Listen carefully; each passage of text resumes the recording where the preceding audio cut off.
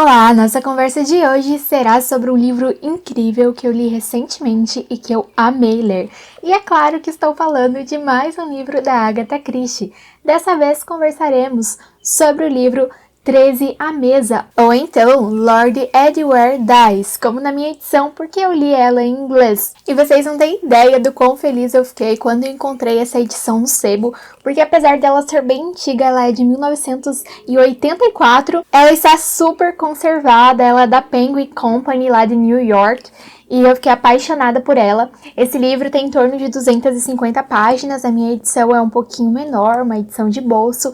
E, gente, que história sensacional. Mais um daqueles finais que você, de fato, não espera o que vai acontecer, que você fica bem surpresa. A Agatha Christie me enganou mais uma vez, não vou mentir.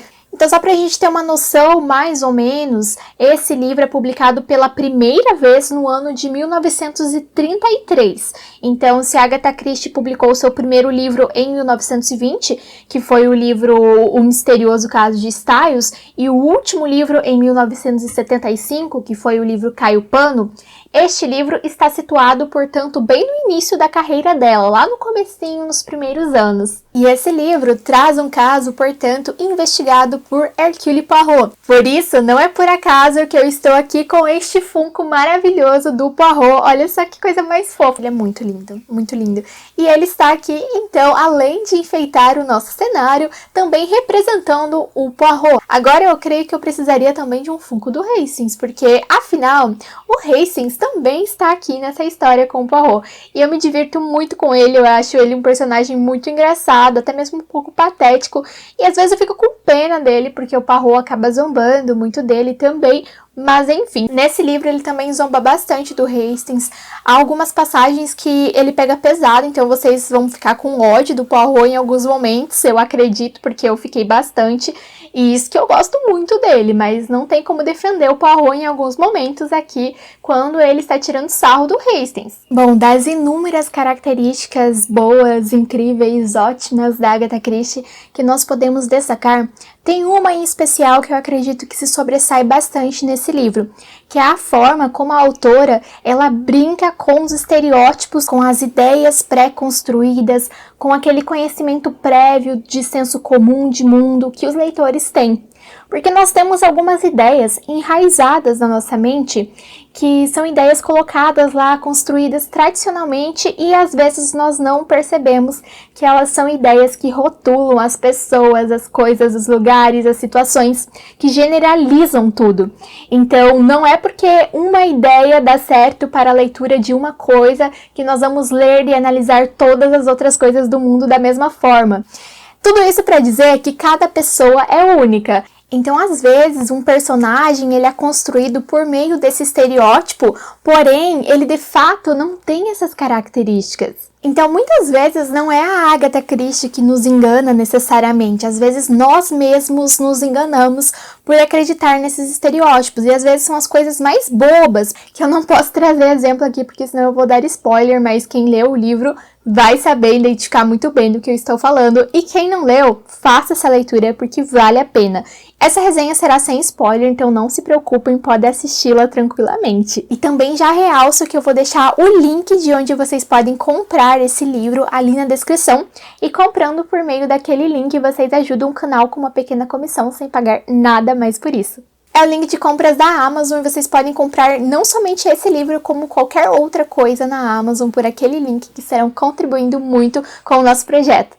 Logo de início, nós vemos que esse livro vai trazer uma narrativa que se voltará para os palcos do teatro, do cinema, e enfim, porque ele vai trazer como personagens principais artistas, atores, atrizes, comediantes. Então, nas primeiras passagens da história, nós vemos uma imitação feita ali pela Carlota Adams, como se fosse uma espécie de stand-up. E ela está imitando outra atriz famosa, a Jenny Wilkinson, que aqui no livro é chamada de American's Darling, que seria basicamente a queridinha da América. E a Jane está sendo imitada, então, pela Carlota ali, como uma espécie de brincadeira, né, dos imitadores e tudo mais, e ela parece até mesmo se divertir, achar interessante, ela está na plateia, ela aplaude, diz que, de fato, a imitação ficou muito parecida com ela, sim. A Carlota é ali uma atriz mais iniciante, enquanto a Jane já está com a sua carreira bem consolidada. E o que acontece é que vários desses artistas estarão instalados no mesmo hotel que está quem? Ele, Hercule Poirot e o Capitão Hastings. E logo de início eles estão ali jantando no hotel quando a Jane Wilkinson, essa atriz que é a queridinha da América, vai até o Poirot ter uma conversa com ele. Ela diz que ela precisa conversar com ele urgentemente. Ela diz que, sabendo que ele é um homem muito inteligente, talvez ele pudesse ajudá-la em uma questão. Então o Poirot ali já era conhecido por todos também, né? O Poirot não deixa de ser uma celebridade, afinal, ele é um detetive reconhecido por resolver casos brilhantes que ninguém mais conseguiria resolver, inclusive bem inusitados.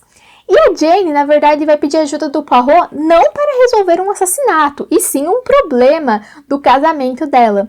Porque ela relata ao Poirot que ela está apaixonada por outro homem e que já há muito tempo ela não vive com o marido dela, que ela é casada pelo papel com ele. Só que naquela época, para ela poder casar de fato com o novo namorado dela, ela teria que se separar ali, especialmente porque o novo namorado dela, ele era um cara de posses, ele era um cara que tinha um título da nobreza. Então a família dele não iria aceitar que ela se juntasse ali com ele se ela estivesse casada com outro judicialmente. Então ela vai pedir ajuda do Poirot para que o Poirot vá conversar com esse ex-marido dela, barra marido, né, enfim. E o Poirot de início ele fica meio com o pé atrás, diz que não faz sentido, não tem porquê.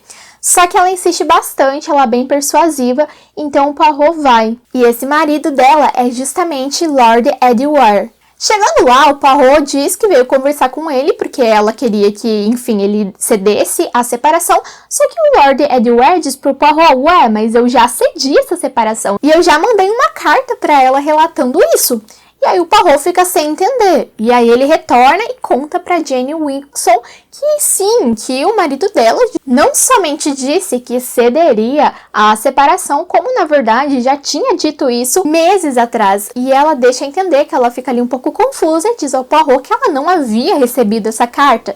Então já fica ali no ar um clima meio misterioso de será que alguém pegou essa carta? Por que que ela estaria mentindo? Ou por que que ele estaria mentindo? O Lord Edward não faz sentido.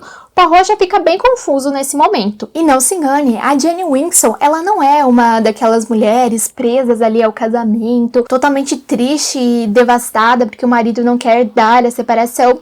Não, ela é uma pessoa muito cheia de si, muito metida, arrogante, egocêntrica. Ela age como se o mundo girasse em torno dela, por ela ser essa atriz, essa celebridade que todos sempre estão à sua volta.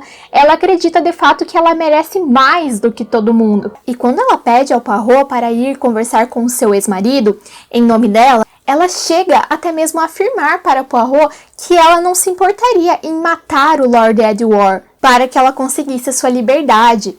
E ela fala isso em tom de brincadeira, mas ela fala isso.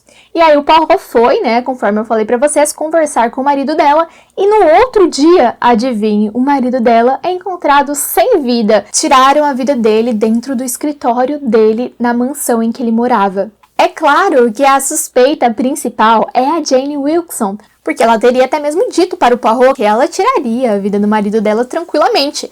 Só que ela disse isso quando ela achava que ele não queria se divorciar dela. A partir do momento que o Poirot diz que ele topou o divórcio, não faz mais sentido ela querer tirar a vida dele. Não faz sentido ela ter matado ele se ela não matou até aquele momento. Então, o Poirot começa a achar que de repente alguém ouviu ela dizendo isso e foi lá e fez para incriminá-la, mas será? Só que, é claro, ela não é a única suspeita. Nós temos como suspeitos também a própria filha do Lord Edward, que não é filha da Jane Wilkinson, é filha de um casamento anterior que ele teve há muito tempo.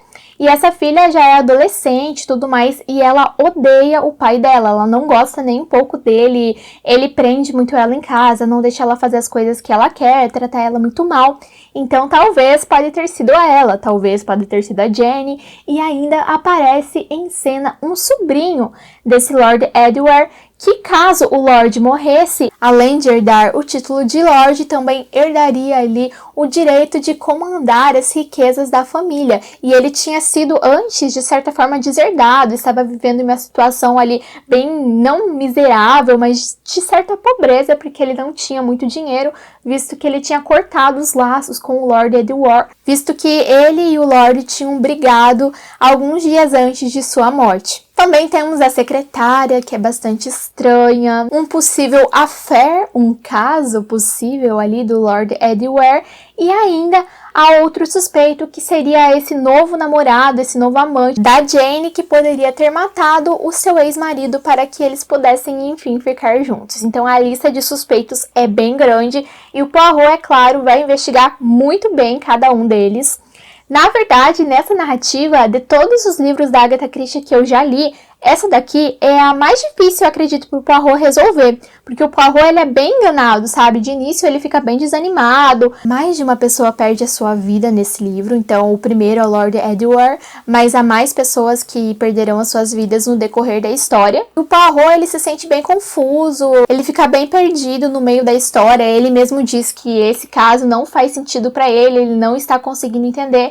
E tem toda uma relação com cartas ali, que você também vai ter acesso a essa carta, você também vai ter acesso a essa investigação. E o final, gente, é surpreendente, sério, eu não imaginava aquele final. E a Agatha termina de uma forma brilhante, ela meio que até debocha ali, é incrível, incrível. Eu gostei muito desse livro, eu recomendo demais pra vocês.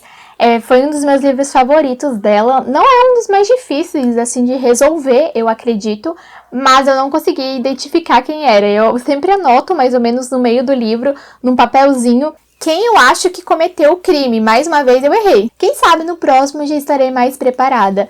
Lembrando também que aqui no canal é uma playlist apenas com vídeos sobre a Agatha Christie, então temos filmes baseados na obra da Agatha Christie, séries baseadas na obra dela, curiosidades sobre ela e várias resenhas. E também tem um vídeo bem legal de por onde começar a ler a Agatha Christie.